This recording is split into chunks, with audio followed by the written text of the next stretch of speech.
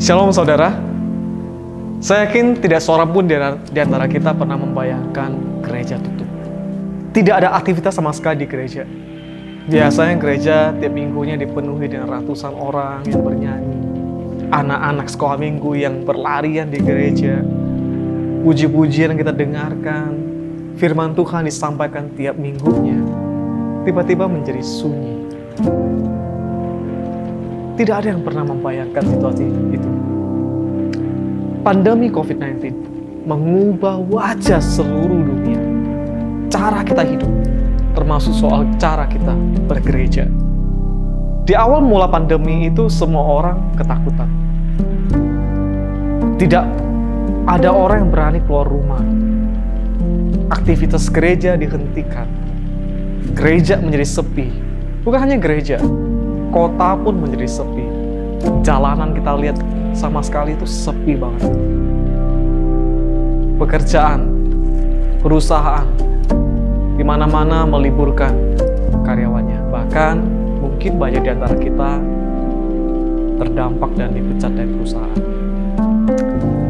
Di situasi yang seperti itu, teman sekalian, Tuhan kirimkan beberapa anak pemuda yang sungguh-sungguh tergerak hatinya untuk mengerjakan sesuatu di masa pandemi ini. Ada Haris, Yosia, Kristo, Alvin, Yosua, Dea. Saya ingat betul ketika gereja tidak ada lagi aktivitas, mereka berkumpul bersama, kita membicarakan apa yang harus dikerjakan oleh JRC di masa pandemi ini. Karena teman-teman kita tersebar di seluruh Indonesia. Mereka yang kuliah di Malang, pulang ke kampung halaman dan sebagainya. Dari situlah muncul sebuah ide. Bagaimana kalau kita tetap menyapa mereka melalui pastoral message. Itulah awal mulanya muncul JRC Pastoral Message. Betul-betul hanya bertujuan untuk menyapa mereka. Selalu connect sama mereka. Sambil kita men-sharingkan firman Tuhan tiap Sabtunya.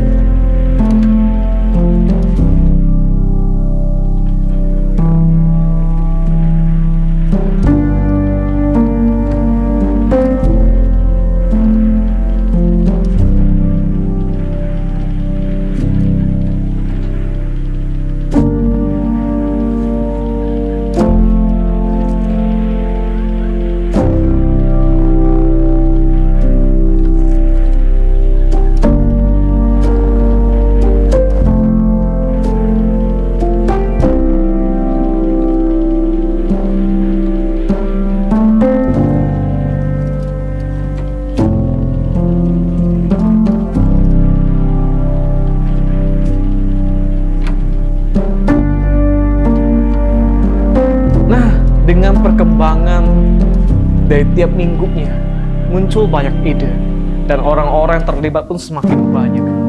Maka konten dari JRC Pastoral Message ini menjadi semakin banyak, beragam, dan memberkati banyak orang. Saya pribadi sangat bersyukur ada banyak rekan-rekan remaja pemuda yang terlibat dalam rekaman JRC Pastoral Message ini. Bukan hanya dari tim JRC, tetapi teman-teman dari GKT 1, GKT Belimbing, GKT 3, Pos PI Saul Jajar, para hamba Tuhan, majelis yang mendukung, dan juga puluhan orang lainnya yang ada di balik kamera ini. Terima kasih untuk keterlibatan kalian.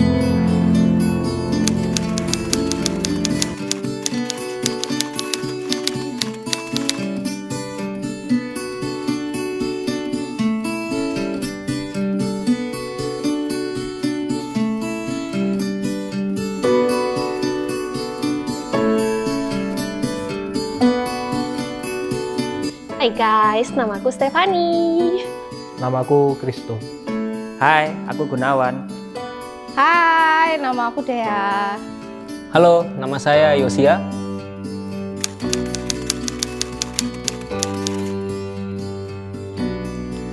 Pastoral Message ini jadi salah satu wadah buat kita anak muda yang ada di sini untuk saling sharing dan bisa memberkati teman-teman yang ada di luar sana.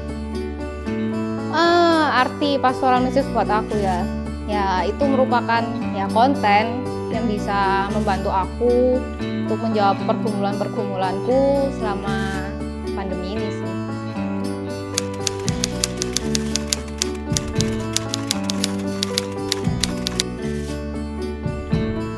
Kalau bermanfaat, Bisa sih jadi jawaban. Kalau jawaban itu bagiku relatif ya. Kalau dibilang jadi jawaban, iya. iya, walaupun satu video temanya khusus dan nggak bisa menjawab permasalahan semua orang, tapi karena setelah berapa bulan ini video kita banyak dan menyentuh banyak topik juga, jadi pasti ada 1 atau 2 video yang memberkati kalian. Kalau buat aku ya, ketika aku mengalami masalah gitu, terus di pastoral message ada tema-tema yang relate gitu ya, itu bisa jadi jawaban sih kalau buat aku pribadi. Tapi kan kontennya tuh banyak kan ya, jadi ya cuma beberapa dari video itu bisa menjawab pergumulan sih. Tapi bagiku jawaban dapet lah intinya di pastoral message. Tinggal kita mau mengintrospeksi diri kita dengan apa yang disampaikan, kita bisa belajar.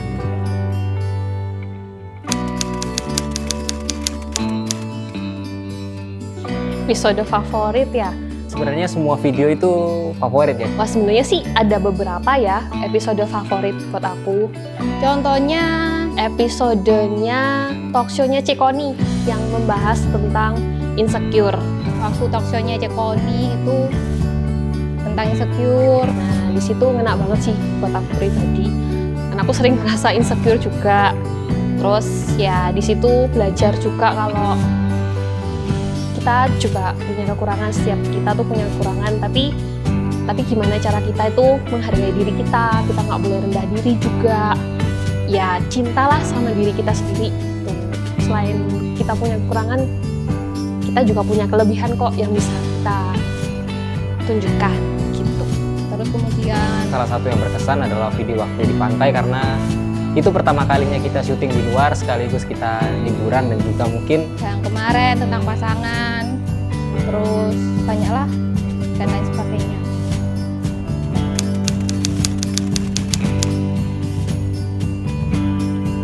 pesan kesan dan pesan Kesan dan pesan ya. ya menantang sih. Sebenarnya di pastoral message ini banyak dapat berkat ya, terutama juga mungkin secara skill juga banyak hal baru yang bisa dipelajarin. Jadi kayak bisa ngedit, bisa ketemu banyak orang, bisa melakukan banyak hal yang baru lah pokoknya daripada sebelumnya.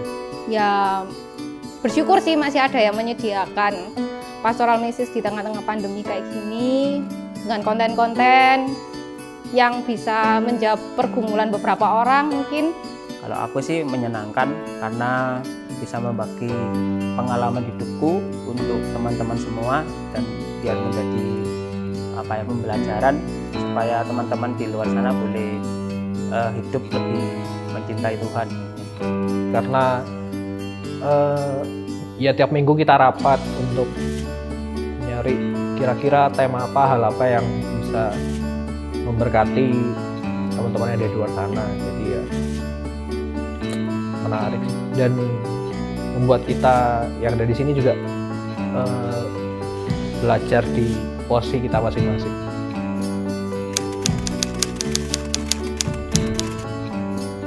Ya tetap semangat untuk membuat konten-konten seperti pastoral message. Oke, buat teman-teman semua, terima kasih yang selama ini sudah mengikuti pastoral message, dan tunggu kita di tahun 2021. Kita akan kembali dengan sesuatu yang baru yang semoga ya bisa memberkati teman-teman semua. Jadi semoga teman-teman semua bisa sabar menunggu kita dan juga merasakan dan juga melihat video-video kita di tahun yang baru.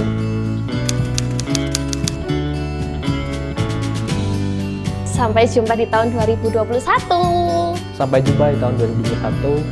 Sampai jumpa di tahun 2021. Sampai jumpa di tahun 2021. Sampai jumpa di tahun 2021. Sampai jumpa di tahun 2021. Rest for the restless. Rest for the restless. Rest for restless. Rest for the restless. Rest for the restless. rest for the restless.